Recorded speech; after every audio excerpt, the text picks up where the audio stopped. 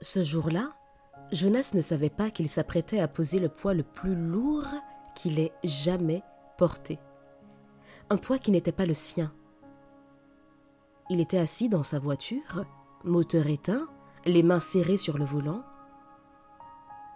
Il venait de vivre une énième dispute. Une dispute qui ne lui appartenait pas. Et pour la première fois, il sentit une phrase monter en lui, comme un aveu. « Je suis fatigué de porter la colère des autres. »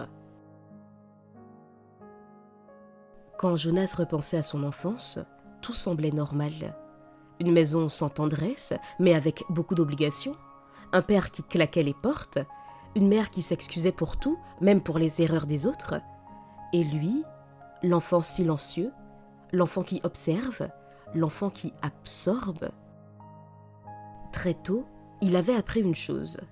Quand quelqu'un se mettait en colère, c'était à lui de calmer, à lui de comprendre, à lui de réparer.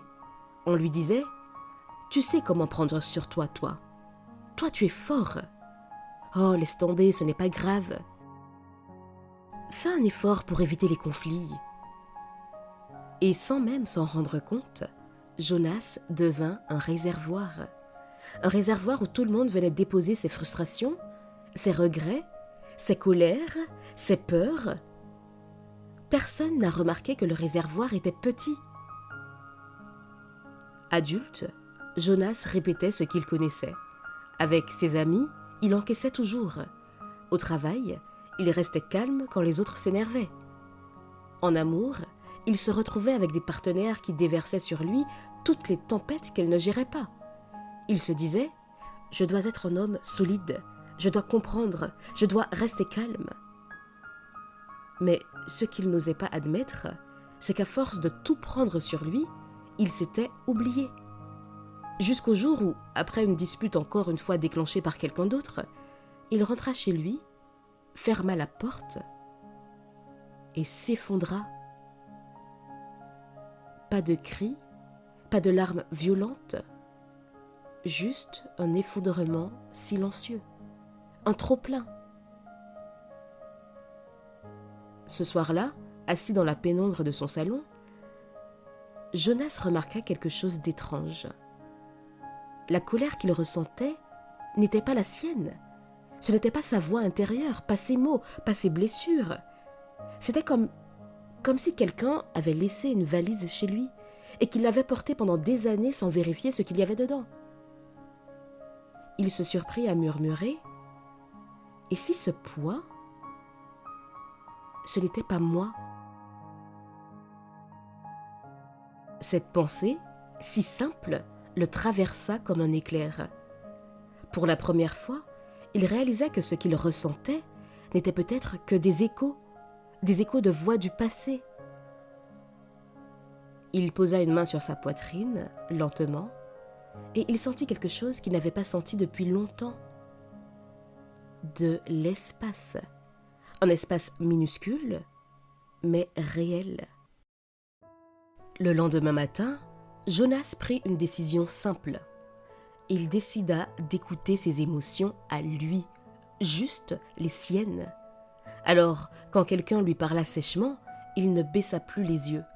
Quand on lui demanda d'encaisser parce qu'il est fort, il répondit calmement « Non, cette colère-là ne m'appartient pas. » Ce fut déstabilisant, pour lui et pour les autres. Certains se vexèrent, d'autres se mirent à distance. Mais quelque chose de beau arriva aussi. Le réservoir se vida.